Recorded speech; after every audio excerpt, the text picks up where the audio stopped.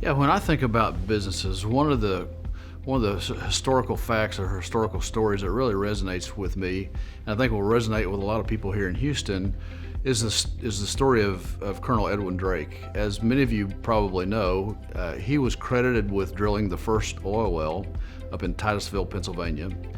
It was a very big technological event at the time, a very big commercial event at the time.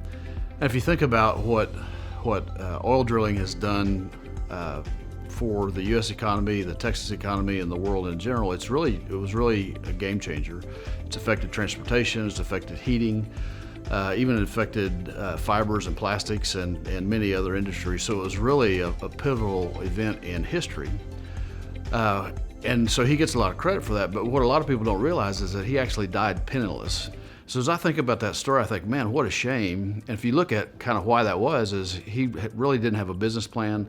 He took a lot of risk that he shouldn't have taken and didn't really think about it in terms of the context of his personal financial security, and it ended kind of tragically. One of the things I want to make sure that never happens to me as a business owner or anybody I know is a similar outcome. We work hard all our lives to build value, build a business, and we deserve to be rewarded for that. And so that's kind of our job, is to make sure that business owners we know don't end up in the same place that Colonel Drake.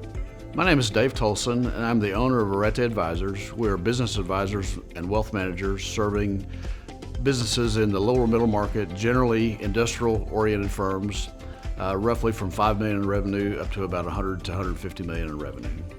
So arete actually is a Greek word that transliterates into English for virtue, excellence, and strength. So with a name like Arete, that would be a constant daily reminder to us about what we were supposed to be about, and a great way to communicate to our clients what we believed would be important as we seek to serve them. And as we serve our clients, really what we're trying to do is help them grow, protect, and enjoy the value of what they've created. If you think about, most businesses get started by an owner or founder that has an idea about a product or a service, a better way to solve a problem. And so their focus is primarily on producing a product, delivering a service in a way that creates value in the marketplace. And as they do that, they're really focused on product or service and delivery of that over time. And as we all know, there's a whole lot more going on in a business just other than just that aspect of it. So what we try to do is come alongside the owner and really help them think about the changes of their needs and the changes of the business's needs throughout the life cycle of owning that business, and how it changes over time, how it gets more complex over time, and the additional resources and solutions they're going to need to actually execute on the business plan that they have for their business. And so we believe that life cycle planning for the business is critically important, and today we're going to talk about that life cycle planning and some of the key components of that as an example of how we serve our clients. So if you think about the life cycle of a firm, early on, some of their biggest challenges are really understanding how to create value fundamentally, and how somebody else looking at their firm would attribute value to what they're doing. That's the first challenge that you may think about, and that lasts really throughout the life cycle of the life of the business. The next piece is, well, what if things don't go well? What if something happens to the owner or a partner or one of the key employees, and how do you manage that risk? And then at some point you're going to get to the stage where you want to hire some employees. Well, why would somebody come to work for you? It's a pretty tight job market out there right now, or a pretty tight supply of candidates out there. So why would somebody come to work for your firm as opposed to somebody else? And at the end of the day, that's about culture and vision, but it's about, are you going to develop my career, and how are you going to pay me, and how are you going to compensate me? So we help owners through some of our referral partners and some of the things we do with those kinds of questions. And then at some point in time, your firm's going to have a key employee or a key team that you really want to rely on and develop. And you want to treat them a little differently, at least from a compensation standpoint, as you do your rank and file team members. So how do you do that? How do you think about strategic ways to compensate them that work for the purposes of attracting and retaining and motivating and aligning your key team, but also work for you as an owner in terms of risk and cash flow and ownership and those kinds of things. So we work with our owners and those kinds of things. And again, that's a changing dynamic throughout the life of the firm, size, complexity, and those kinds of things. The next piece of it is most owners start a business because they're passionate about something, but at the end of the day, they're also doing it to create personal wealth, or at least create personal income. And what we see is that most owners are focused on the business, and they don't really give enough time to being strategic about their own personal wealth management and their own personal financial security. So we think that's integral to running a business, is you really have to think about what's in it for me from a financial standpoint. And so we work very hard to help our owners have just as a robust strategy for their personal financial planning and their personal wealth management as they do for their business.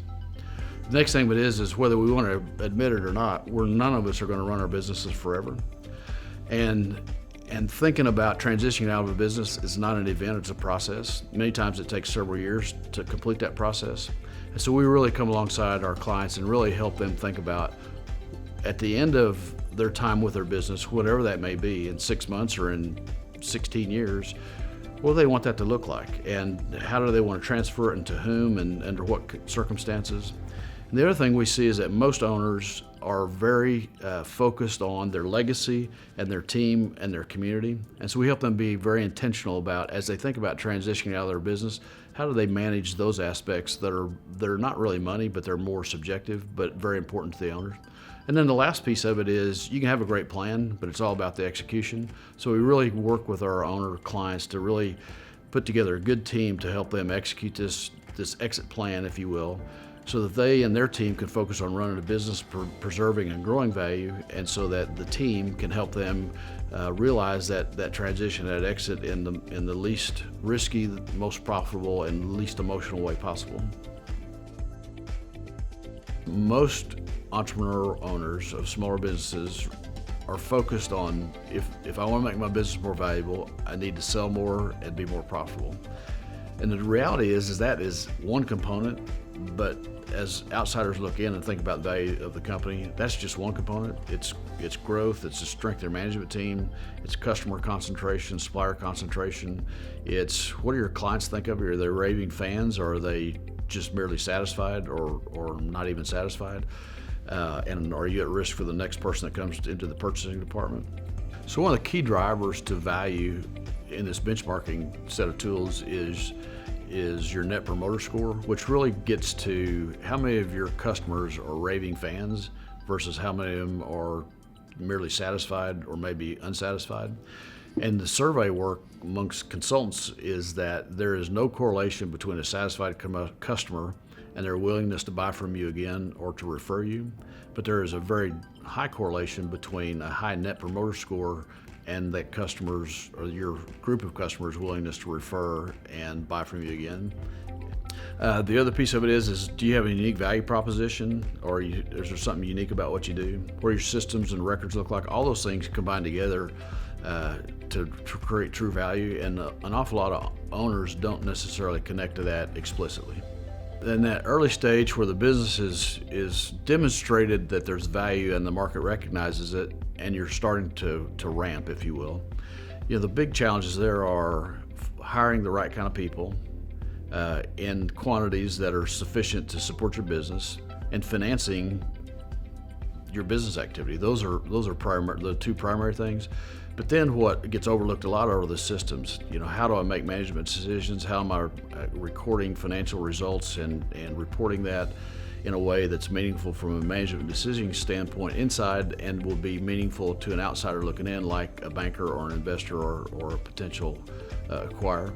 And so when you start that ramp, kind of chaos sets in, and so you're focused on trying to get that product or service delivered, and there's all these other things that are mounting maybe behind you that need to be dealt with, but are pretty easy to put off, and the problem only gets worse over time.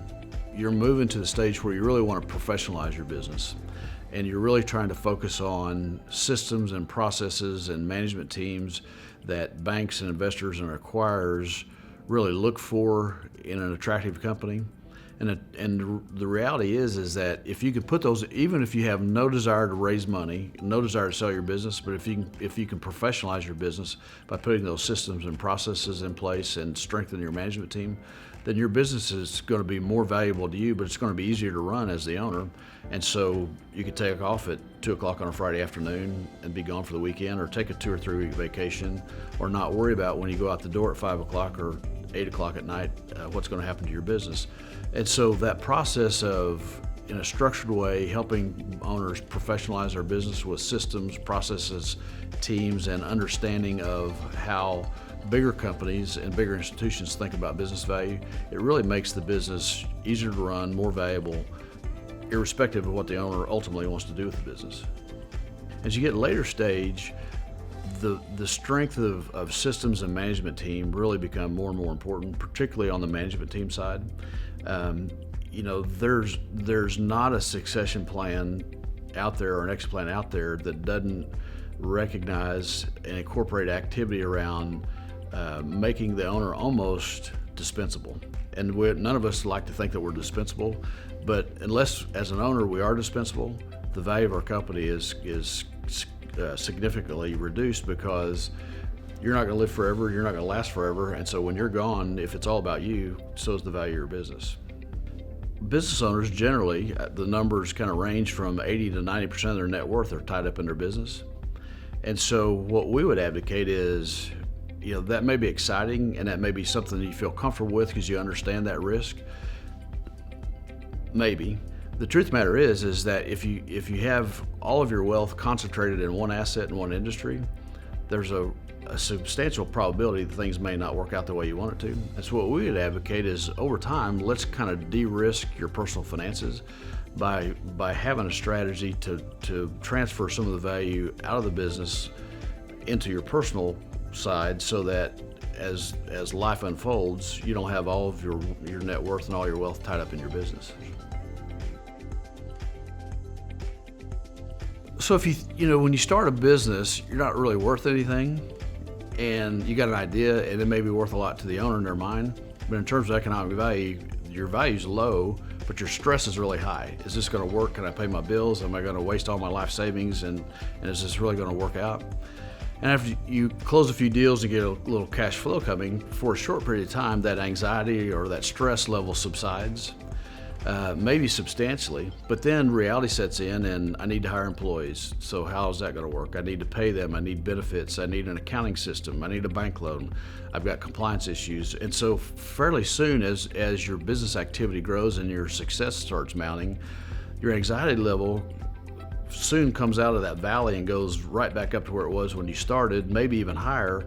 But now it's not really about survival, now it's about complexity. And unfortunately, that complexity never goes away. But the good news is it can be managed. Thank you for the opportunity to be with you today. I hope you've learned something. If you'd like to learn more about business planning, business lifecycle planning, or any of the components we talked about today, we'd love to talk further.